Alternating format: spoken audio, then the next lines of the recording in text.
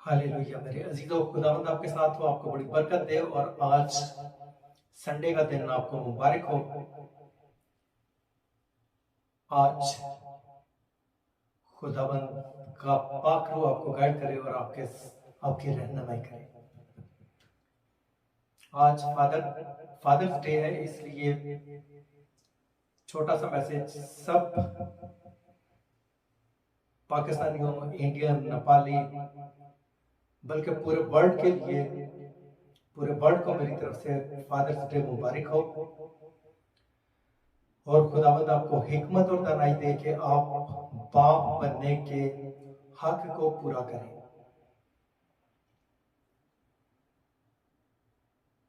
हम सब कोशिश करते हैं कि हम अपने माँ बाप होने का हक अदा करें, लेकिन बहुत सारी जगहों पे कोताहियां हो जाती हैं, सुस्तियां हो जाती हैं, इग्नोर कर दिया जाता है। लेकिन जब भी हमें एहसास हो कि हमने गलती की तो हमें उसकी तौबा करनी चाहिए और उन गलतियों को दूर करके दोबारा से स्मूथ रास्ते पे आ जाना चाहिए। खुदावंद यीशु मसीह के बारे में जाकिर नाइक बार बार कहता है कि खुदावंद यीशु मसीह ने अपने आप को खुदा होने का दावा बाइबल में नहीं किया।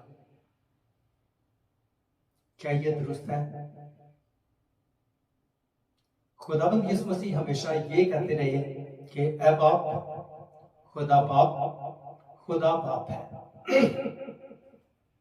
और खुदावंद यीशु मसीह अपने आप को खुदा का बेटा शो करते रहे और हमें खुदावंद यीशु मसीह ने ये शो किया कि मैं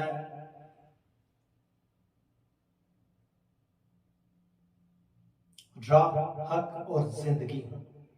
राह मैं हूं, राह दिखाने वाला मैं हूं और जो मंजिल है वो खुदा है। खुदा मंजिल है और मैं मंजिल को दिखाने वाली राह हूं। राह, हक और जिंदगी में हूं। 3 टॉपिक है, तीनों पे बहुत डिटेल से बात हो सकती है, राह, हक और जिंदगी पे। लेकिन आज हम शॉर्ट सा ये मैसेज है कि खुदावंद यीशु मसीह राह है, मंजिल नहीं। राह है, मंजिल नहीं। 33.5 साल की जिंदगी में खुदावंद यीशु मसीह ने ये शो किया कि मैं बाप तक पहुंचने की राह हूं। तो मेरे अजीजों, हमें इस पे गौर करना है कि खुदावंद यीशु मसीह ने अपने आप को खुदा जाहिर क्यों नहीं किया। खुदावंद यीशु मसीह ने खुदा की बादशाहत की खुशखबरी की मनादी की। खुदावंद यीशु मसीह ने खुदा बाप की बादशाहत की खुशखबरी की मनादी की। आज हम खुदावंद यीशु मसीह की खुशखबरी की मनादी करते हैं। खुदावंद यीशु मसीह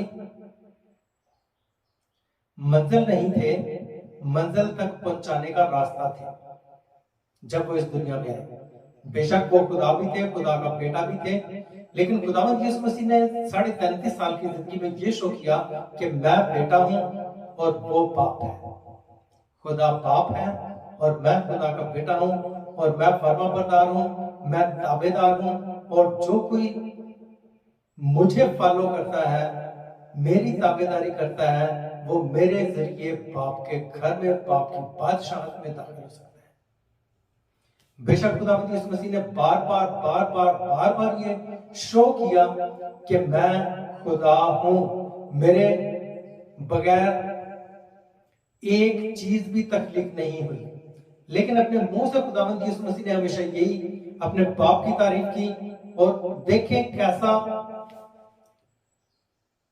स्टाइल था, कैसा तरीकाकार था। खुदावंद यीशु मसीह बाप की तारीफ कर रहे हैं, बाप की इज्जत कर रहे हैं, बाप की ताबेदारी कर रहे हैं और खुदा बाप आसमान से अपने बेटे की तारीफ कर रहा है और अपने बेटे की इज्जत बढ़ा रहा है और अपने बेटे को ऊंचा मकाम दिए जा रहा है।